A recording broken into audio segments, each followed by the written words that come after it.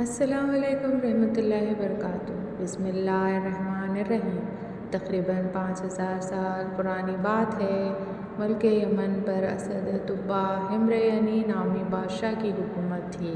چونکہ یمن کی زبان میں بادشاہ کو تبع کہا جاتا تھا، اس لیے تاریخ میں یہ بادشاہ تبع الاول یعنی پہلا بادشاہ اور تبع ہمری کے نام سے مشہور ہوا۔ ایک مرتبہ تبع اپنے وزیر کے ساتھ سیر پر نکلا۔ تقریباً 1,13,000 پیدل چلنے والے اور 1,30,000 گھوڑا سوار بھی اس کے ہمراہ تھے۔ جس شہر میں یہ قافلہ پہنچتا لوگ ہیبت اور تعجب کے مارے بہت عزت و احترام سے پیش آتے تھے۔ اس سفر کے دوران تبع ہر شہر سے 10 علماء منتخب کر کے اپنے قافلے میں شامل کر رہا تھا۔ یوں کئی شہروں کے سیر کے بعد تقریباً 4,000 علماء تبع کے قافلے میں جمع ہو گئے۔ جب یہ قافلہ شہر مکہ پہنچا تو وہاں کے لوگوں نے ان کی ذرا بھی اوبھگت نہ کی۔ یہ دیکھ کر تبع کو بہت غصہ آیا۔ اس نے وزیر کو بلا کر اس کی وجہ پوچھی تو وہ بولا، بادشاہ سلامت، یہاں کے لوگ بہت عجیب و غریب ہیں۔ اس شہر میں ایک عمارت ہے جس کا نام کعبہ ہے۔ یہ لوگ اس عمارت میں شیطان اور بتوں کو پوجتے ہیں۔ یہ سب سن کر تبع نے دل ہی دل میں فیصلہ کیا کہ وہ مکہ کے آدمیوں کو قتل کر کے عورتوں اور بچوں کو قیدی بنا لے گا اور ساتھ ہی کعبہ کو بھی گرا دے گا، اور پھر کعبہ کو نام خربہ یعنی ویران جگہ ہو جائے گا۔ خدا کا کرنا یہ ہوا کہ یہ خیال آتے ہی تبع کے سر میں شدید درد شروع ہو گیا، جبکہ اس کی آنکھ، کان، ناک اور منہ سے بدبودار پانی بہنے لگا، جس کی وجہ سے اتنی سڑا اندھا پیدا ہو گئی کہ تبع کے پاس ایک لمحہ ٹھہرنا کسی عذاب سے کم نہ تھا۔ وزیر نے طبیبوں، ڈاکٹر سے مشورہ کیا، مگر کوئی بھی تبع کا اعلان دریافت نہ کر سکا۔ طبیبوں کا کہنا تھا کہ یہ کوئی آسمانی معاملہ لگتا ہے جس کو ٹالنا ہمارے بس کی بات نہیں ہے۔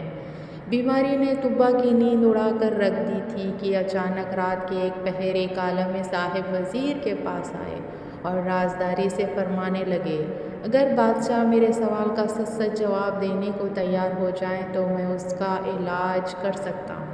وزیر نے یہ بات تبع کو بتائی تو وہ فوراً راضی ہو گیا۔ چنانچہ جب عالم صاحبہ تبع کے پاس پہنچ گئے جہاں ان دونوں کے علاوہ کوئی نہیں تھا تو انہوں نے پوچھا، بادشاہ سچ سچ بتاؤ، کعبہ کے متعلق تمہارے دل میں کیا بات ہے؟ تبع جو بیماری کی وجہ سے مکمل ڈھال تھا فوراً اپنے برے ارادے عالم صحابہ کو بیان کرنے لگا، جسے سن کر وہ بولے، تمہاری بیماری کی وجہ یہی بری نیت ہے۔ یہ بات یاد رکھو کہ کعبہ کا مالک چھپی باتوں کو بھی جان لیتا ہے، اس لیے اپنے دل سے برے خیالات نکال دو، اسی میں تمہارا بھلا ہے۔ تبع مرتا کیا نہ کرتا، فوراً برے ارادوں سے تائب ہو گیا، اور ابھی عالم صاحب گئے بھی نہ تھے کہ وہ بالکل ٹھیک ہو گیا۔ عالم صاحب کی بات اپنی آنکھوں سے درست ہوتی دیکھ کر تبع رب پاک پر ایمان لے آیا اور دین ابراہیمی پر قائم ہو گیا۔ پھر اسی نے کعبہ کی تعظیم کے لیے 7 غلاف بھی تیار کروائے۔ اسی سے پہلے کبھی کسی نے کعبہ پر غلاف نہیں چڑھایا تھا۔ اسی کے بعد تبع شہر مکہ کے رہنے والوں کو کعبہ کی حفاظت کا حکم دے کر مدینہ شریف کی طرف چل پڑا۔ مدینہ شریف میں ان دنوں آبادی نہ تھی، پانی کے ایک چشمے کے علاوہ یہاں زندگی کے کوئی آثار نہیں تھے۔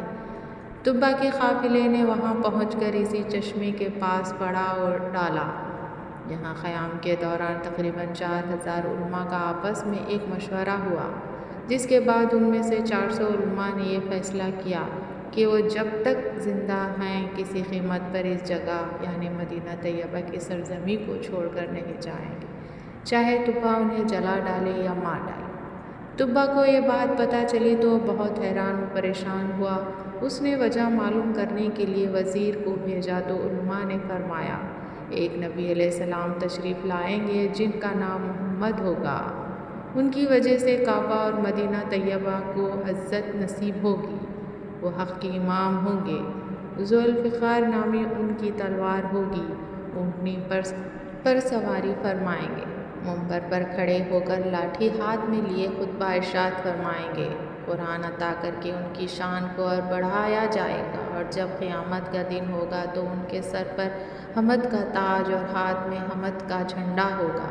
وہ لوگوں کو لا الہ الا اللہ کی دعوت دیں گے۔ ولادت شریف شہر مکہ میں ہوگی اور ہجرت سے مدینہ منورہ کو نوازیں گے۔ وہ شخص یقیناً سعادت مند ہوگا جو ان کے زمانے میں ہوگا اور ان پر ایمان لائے گا۔ اسی لیے ہم اس امید پر یہاں مرتے دم تک رہنا چاہتے ہیں کہ یا تو ہمیں محمد مصطفیٰ صلی اللہ علیہ وسلم کے دربارے کو ہر بار کی حاضری نصیب ہو جائے، یا ہماری اولاد اس سعادت سے بہرہ مند ہو جائے۔ وزیر کے زبانی ماجرا معلوم ہونے کے بعد طبا نے سوچا، کیوں نہ میں بھی ان 400 علماء کے ساتھ 1 سال تک یہیں ٹھہر جاؤں۔ ہو سکتا ہے اس عرصے میں محمد مصطفیٰ صلی اللہ تعالیٰ علیہ وآلہ وسلم کا دیدار نصیب ہو جائے۔ اس خیال سے طبا نے بھی وہیں قیام کر لیا اور 400 علماء کے رہنے کے لیے 400 گھر بنوائے، ان کی شادیاں کروائی اور خوب مال و دولت بھی دیا۔ 1 سال انتظار کے بعد جب طبا کا وہاں سے جانے کا ارادہ ہوا تو اس نے بارگاہ رسالت میں پیش کرنے کے لیے ایک خط لکھا، جس کا عنوان اور مضمون کچھ یوں تھا: طبا الاول ہمر بن وردہ کی طرف سے دو جہاں کے رب کے رسول اور سب سے آخری نبی محمد بن عبداللہ صلی اللہ علیہ وسلم کی طرف۔ یہ خط اللہ کی امانت ہے، جس کو ملے وہ اس کے مالک تک پہنچائے۔ یا محمد، میں آپ پر اور قرآن مجید پر ایمان لاتا ہوں، آپ کے دین اور سنت کو اپناتا ہوں، آپ کے اور ہر چیز کے رب پر ایمان لاتا ہوں، اور جو شریعت آپ لائیں گے اسے بھی قبول کرتا ہوں۔ اگر میں آپ کی صحبت کا شرف پانے میں کامیاب ہو گیا تو یہ مجھ پر رب کا انعام ہوگا، اور اگر یہ سعادت مجھے نہ مل سکی تو آپ قیامت کے دن مجھے بھولیے گا نہیں، رب کی بارگاہ میں میری شفاعت کیجیے گا۔ میں آپ کا فرمانبردار امتی ہوں اور تشریف آوری سے قبل ہی آپ کی پیروی کرنے والا ہوں۔ میں آپ اور آپ کے والد ابراہیم علیہ السلام کے دین پر ہوں۔ یہ خط لکھنے کے بعد طبا نے اس پر اپنی سنہری مہر لگائی، جس یہ باتیں نقش تھی: للہ الامر قبل رونی بعد و یومی یفرح المؤمنین بنصر اللہ، یعنی پہلے اور بعد حکم اللہ ہی کا ہے، اور اس دین ایمان والے اللہ کی مدد سے خوش ہوں گے۔ پھر جن عالم صاحب نے طبا کی اصلاح کی تھی تو طبا نے یہ خط انہی کے سپرد کر دیا اور وصیت کی کہ اگر آپ کی محمد مصطفیٰ صلی اللہ تعالیٰ علیہ وآلہ وسلم سے ملاقات ہو تو یہ خط ان تک پہنچائیں، اور اگر ملاقات نہ ہو تو آپ کی اولاد یا اولاد کی اولاد اس خط کو بحفاظت بارگاہ رسالت میں پہنچائیں۔ اس کے بعد طبا مدینہ منورہ سے ہند کی شہر غلسان چلا گیا اور وہاں اس کا انتقال ہو گیا۔ طبا کے انتقال سے تقریباً 1000 سال بعد مکی مدنی آقا صلی اللہ تعالیٰ علیہ وسلم کی ولادت باسعادت ہوئی۔ 53 سال مکہ مکرمہ کو نوازنے کے بعد پیارے آقا صلی اللہ تعالیٰ علیہ وآلہ وسلم نے مدینہ منورہ کی طرف ہجرت کرنے کا ارادہ فرمایا۔ اس ہجرت میں مسلمانوں کی مدد کرنے والے مدینہ شریف کے مسلمانوں کو انصار کہا جاتا ہے۔ یہ انصار انہی 400 علماء کی اولاد سے تھے اور 1000 سال سے نسل در نسل خط کی حفاظت کرتے آ رہے تھے۔ جب انصار کو حضور انور صلی اللہ علیہ وسلم کی مدینہ شریف تشریف آوری کا ارادہ معلوم ہوا تو ان میں خوشی کی لہر دوڑ گئی۔ انہوں نے بارگاہ رسالت میں طبا کا خط پہنچانے کے لیے آپس میں مشاورت کی۔ اس مجلس مشاورت میں صحابہ رسول حضرت سیدنا عبد الرحمن بن عوف رضی اللہ تعالیٰ عنہ بھی تھے، جو مکہ سے ہجرت کر کے یہاں پہنچے تھے۔ انہوں نے مشورہ دیا کہ کسی بااعتماد آدمی کو یہ خط دیا جائے جو بحفاظت اسے بارگاہ رسالت میں پہنچا سکے۔ چنانچہ وہ خط ابو لیلٰ انصاری کے سپرد کر دیا گیا، جو بعد میں ایمان لے آئے تھے۔ اس کے بعد ابو لیلٰ انصاری خط لے کر مکہ جانے والے راستے پر نکل پڑے۔ سفر کے دوران جب قبیلہ بنو سلیم پہنچے تو وہاں پیارے آقا صلی اللہ علیہ وآلہ وسلم جلوہ گر تھے۔ ابو لیلٰ انصاری آپ صلی اللہ تعالیٰ علیہ وسلم کو نہیں پہچانتے تھے۔ آپ صلی اللہ تعالیٰ علیہ وآلہ وسلم نے جیسے ہی ابو لیلٰ انصاری کو دیکھا تو پکارا، انت ابو لیلٰ، یعنی تم ابو لیلٰ ہو؟ عرض کی جی ہاں۔ یہ سن کر آپ صلی اللہ علیہ وسلم نے غیب کی خبر دیتے ہوئے ارشاد فرمایا، وما کا کتاب توبہ اول، تمہارے پاس یہ توبہ اول کا خط ہے؟ اتنا سننا تھا کہ ابو لیلٰ انصاری حیران رہ گئے اور انہیں تعجب ہوا کہ یہ کون شخصیت ہیں جو میرا نام بھی جانتے ہیں اور میرے یہاں آنے کا مقصد سے بھی واقف ہیں۔ اس لیے عرض کی، آپ کون ہیں؟ فرمایا، میں ہی محمد ہوں، خط لاؤ۔